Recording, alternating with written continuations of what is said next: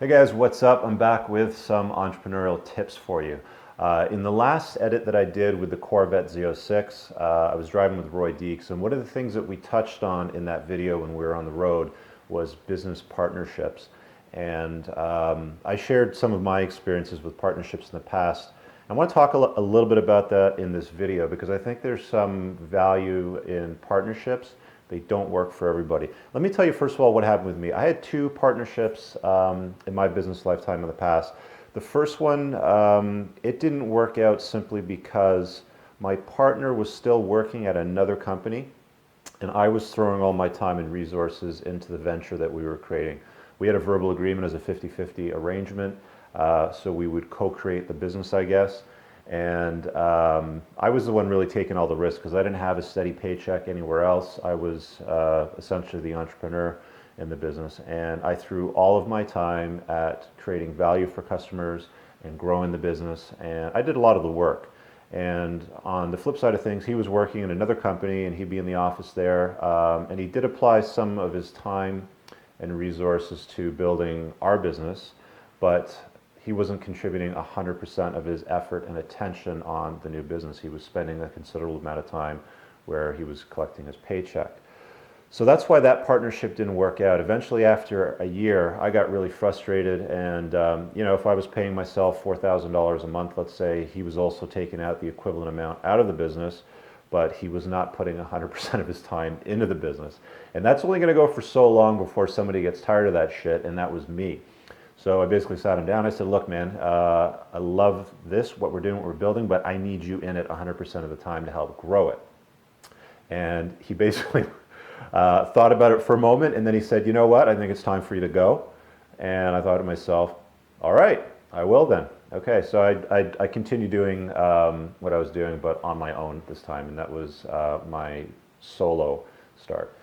And to segue into the next partnership that I had, I let my best friend join the business, which was a really bad idea in hindsight. He joined about a year after I went solo by myself. He basically saw what I was doing, he liked it, and he wanted a piece of the pie. I thought he would be a good fit because he was a sales guy and wanted to get out there and close deals. But a year into the partnership, like a year into us working together, it totally blew up. It was a total train wreck.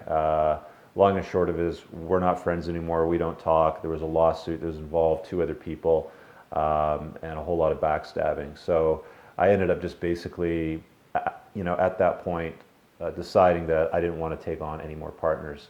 But having said that, hindsight's 2020. Roy shared some really cool insights as well. You can check out the video, the full episode on the Z06 edit where we're in the car. But hindsight's 2020. I've seen successful partnerships. It's not that partnerships do not work. They do work in some scenarios. Larry Page, Sergey Brin, Google. One of the most successful businesses on the planet right now, the most trafficked website in the world is Google. They also own number two, which is YouTube, where most of my videos show up as well too. So they managed to make that work, and I learned about the inside-outside guy concept when it comes to partnerships, and I'll drop that on you right now because I was listening to a talk and they were talking about the BlackBerry guys. And while BlackBerry phones aren't the coolest like an Android or an iPhone, they do have certain business applications that work well, but BlackBerry grew really, really fast as a business. And the success of BlackBerry is attributed obviously to the founders / co-founders, Mike Lazaridis and Jim Balsey, or Balsey. I'm not sure if I pronounced that right, but they basically co-founded the business and they were partners. And the reason why that worked is because of the inside-outside principle. And inside-outside works really well, and I'll tell you why. Steve Jobs and Steve Wozniak, inside-outside guys. Steve Jobs was the outside guy. Wozniak was the inside guy. He took care of the machines, making sure it all worked, the ops in that sense, and Steve was the face of the company. Same thing with the BlackBerry guys. The way that partnerships work, or I've seen work anyway, again, I don't have a lot of experience in this, so take it with a grain of salt, is if you complement each other, if you fill in the gaps, okay?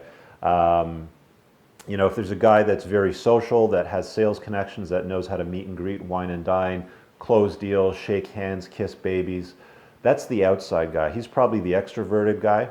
Then you've got more of the introverted person that's more hands-on on the product or service development. He's basically the inside guy. So I've seen a number of different instances where inside-outside partnerships do work. You definitely want to have a complementation between the two people. This person has a lot of strengths, but these weaknesses are filled by this guy. And it's the same thing conversely here. Whatever his weaknesses are filled by this guy's strengths. So there's some insight on partnerships. Take it with a grain of salt. You know, do your own research. There's tons of great resources out there on business partnerships and what makes them successful. Definitely don't take on a partner if they're your best friend and you just want to hang out with them more, or you're too afraid to go out and do it on your own. Just go out and do it on your own. If you don't have somebody that complements you, you're probably better off without a partner than taking a partner on and wasting a lot of time and resources later on down the road.